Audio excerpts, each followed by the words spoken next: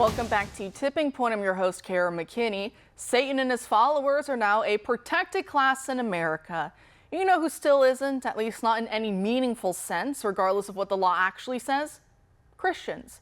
Tear down statues of the Founding Fathers or of saints and other holy people, and you'll either be celebrated for it outright, or your crime will be memory hold and the punishment, a light slap on the wrist. And who knows, maybe even those people who got the light slap on the wrist will end up illegitimately exonerated in a few years and paid for their destructive riots in the same way the BLM and Antifa rioters of 2020 are being awarded hundreds of millions.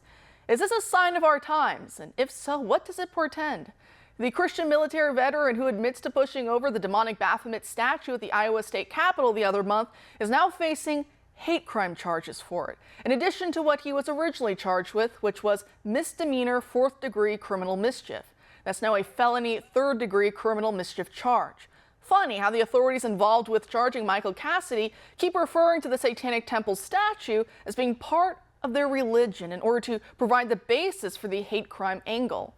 Again, the Satanic Temple openly admits they are not a real religion on their own website. They say in response to the frequently asked question of, do you worship Satan? That no, nor do we believe in the existence of Satan or the supernatural. So how can it be a religion when it explicitly denies the reality of anything supernatural? Most of their members openly say they're atheists or agnostic at best. The whole point of their demonic enterprise, for it is still demonic, whether or not they believe in Satan, they're carrying out his work either way. But their whole point is to chill the free expression of Christian belief. That is why they were at the Iowa State Capitol in the first place, to detract from Christmas nativity displays. They want Christians to be too afraid to put up their religious symbols anywhere, for fear the Satanic Temple will be right on their heels, having their own display next to their nativity scenes, or their after-school activities, or their statues of the Ten Commandments outside courthouses. These people love to sue and use the money to fund abortions. So how about we stop believing in the liberal lie that all religions, including those which call themselves such, are somehow equal when they are manifestly not. Some are better than others. We are a Christian nation, that's plain and simple. That's what the Founding Fathers were thinking of when they wrote about religious freedom. They were thinking about various Christian denominations and Christian-inspired deist belief systems and the like. They were not expecting Americans to fight and die for the right of Reddit atheists to construct satanic statues to Baphomet and to place those next to baby Jesus. Let's use our heads, people. These satanic atheists would be the first to denounce the Founding Fathers as dead white racists anyway. So any hearkening back to them and the documents they left behind is purely cynical and contrived on the part of the Satanic Temple to use our beliefs against us, beliefs to which they don't subscribe to anyway. And for anyone who wants to cry about, well, Kara, if you say some religions are better than others, and you say the Satanic Temple doesn't count as a religion, who is to stop someone else from saying that about your religion? Checkmate.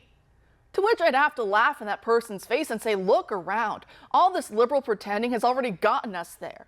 Accepting the delusion of equality with the Satanic Temple hasn't prevented my faith specifically from being attacked by Biden's DOJ and his FBI infiltrating traditional Catholic churches, also by state, local, and federal governments during COVID, shutting us down and leaving strip clubs open, and Catholic Supreme Court Justice Amy Coney Barrett having to be berated by lawmakers telling her that the dogma lives loudly in you. Oh, and did I mention all the Catholic and other Christian churches burned to the ground or severely vandalized to the tune of many dozens, close to 100, in Canada over the mass graves hoax perpetrated by anti-Catholic bigots? What atheist Satanist temple has had to deal with any of that? They don't. Everyone, Christians included, bow down and kiss their litigious rear ends while they laugh at all the destruction they wrought upon us. Why do we always have to defend people who hate us and wish us nothing but misery? So no, all this pretending hasn't protected any Christians, Catholic or otherwise. So I'm done pretending. They are not a real religion and should not be protected as such. It's plain and simple.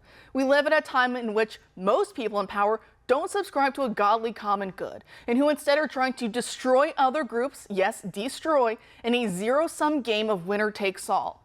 The sooner we realize that not everyone is trying to play nice and hold hands and have equality together, the sooner we can start protecting ourselves within the rule of law from those pernicious forces.